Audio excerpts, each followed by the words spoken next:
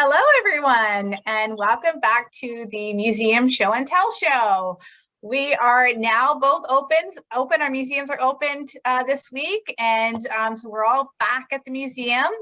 And this week, our theme is Francophone or Franco-Ontarian history. So, Jan, we did challenge Huronyi Museum in Genevieve last week. So, do you want to go first?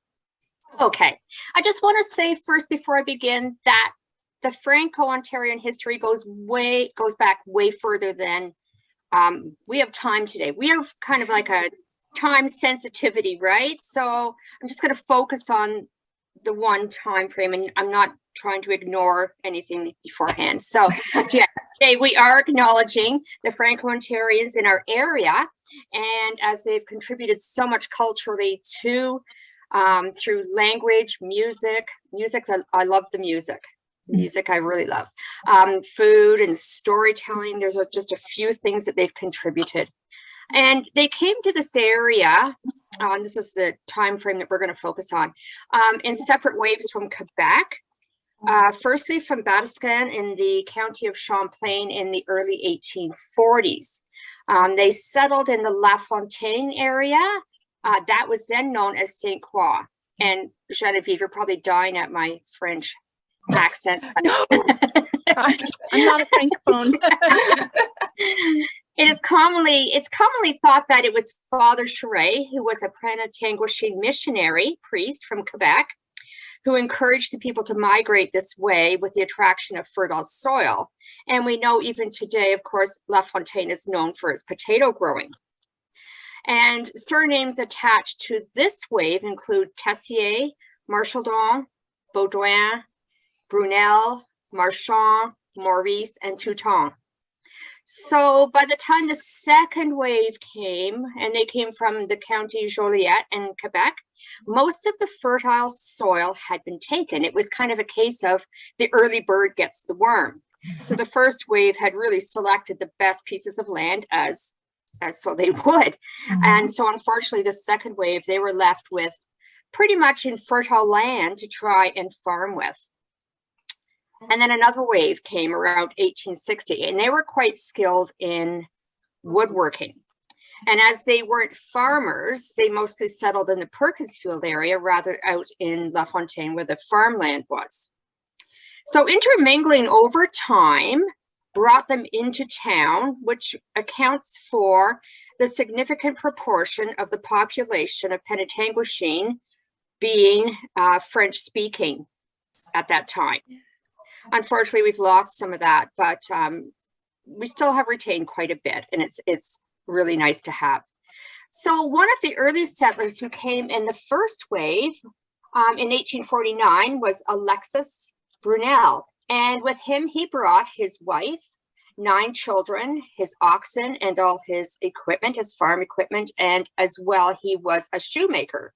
So he brought that with him as well.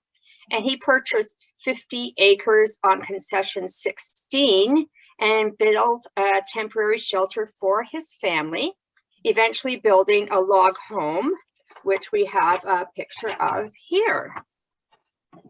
Want to bring it? I got it too close. There you go. There we go. So I don't know if it's still standing because it could have been covered with siding or whatever. I don't know if it's standing or not, but this is the log home that he built. And if you can see, like the logs are just so wide and thick. And I guess at this time it was undergoing, this must be years later, it looks like someone's siding it. Initially, so life for the settler would have been very tenuous and extremely challenging, and work trade was quite common where neighbor would help neighbor.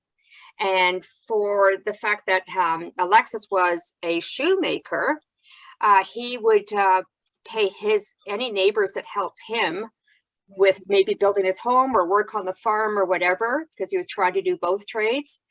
In exchange for a day's work from a neighbor, he would cut and assemble a pair of shoes as form of payment, which was probably very much appreciated by the recipient. So that is the little period of time we're covering today. And like I said, there's so much more. We could be here all day. And I hope that no one feels like I left them out and, you know, why wasn't. But anyway, that's what we have for today. That's amazing. That's a wonderful story. I mean, story. It's the truth, but yeah.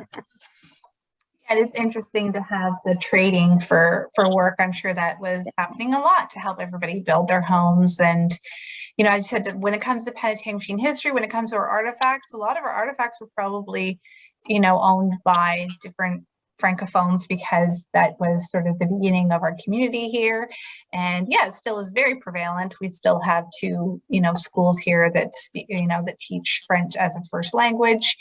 And we have a high school as well, so that the language is staying strong, and the culture of the music and the language and, you know, all that's staying, and cuisine as well. So we know tortillas and and chicken sliders and all that staying strong in our area as well. So Genevieve, what do you have for us today? All right, I have brought a photograph in, and it really, it sort of highlights, I guess, the problem that we do have here so, often times at museums, is we get a lot of collections that are donated by descendants, like really far removed descendants of the original owners of these items. So what I have here is a photograph. It's a small photo, and it's identified in the folder that it was sitting in. It's not the original folder, and someone's handwritten Perot House in Perkinsfield. I do know that there were some a Perot family.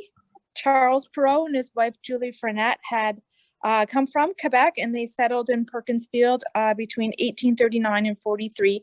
So these might be descendants. I do not know though if their last name was Perot. Here's a larger photograph, a copy of it there. But these items came to us from a fella named Norman Bourdon, and he was living down in Toronto, and the majority of the other photographs in the collection are from the Bourdon family. So if any of you know anything about these people, Perots in Perkinsfield or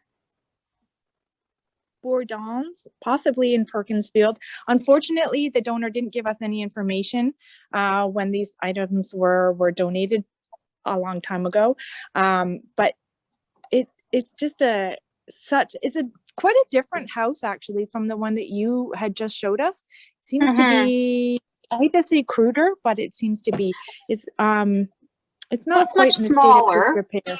It is much smaller with just the one front window and the door. Yeah. So probably like a very initial home. They have to have shelter. So yeah. I find it interesting. Yeah, sorry. Oh, this one looks like it was taken, I don't know, several generations after Charles and Julie first immigrated, because this looks to be about 1900 or so. Right. That's what I was just going to, sorry, I was just going to mention the fact that in your picture and in mine, the hemlines are much close, like they're very close to the knee. And so it goes to show you that these homes were very sturdy and very solid, and that they lasted for several generations. Oh, absolutely. I mean, they might be sort of crude. They're well built. There's still a lot of them around today in Tiny Township. A lot of them, have been clad with clapboard or brick, but there are still a lot of brick houses or brick log homes that survive the area. Yeah, unfortunately, we wouldn't have a lot of photographs from when they originally came here in the 1840s, because photography really wasn't taking place at that time, right? So I'm sure it was probably more the turn of the century, but it was, an old family home. But maybe we can put up that photo on our social media and just ask people if they could identify the people in that photo, because you never know out there if there's some people that would know the answer to that question. So that would be wonderful. And I do have another photograph and of just the children themselves. So that would be I mean, it's hard to see right now, but I do have another photograph of just those children. Again, they're not identified in that either, but yeah, that would be wonderful to find out who these mysterious figures are. It'll be easier to see once we post it too, rather than just holding it up right now. Yeah. Yeah, because it does have a silver sheen to it, so it's difficult. The light reflects off it when I hold it up. All right, so what is our theme for next week, Genevieve? Well, I went online and I found that there is a National Day calendar. So I looked in the month of February. Next February, or the 9th, so next Wednesday, there were a number of different national days posted. Bagel and Lox Day. Some things just didn't really seem suitable.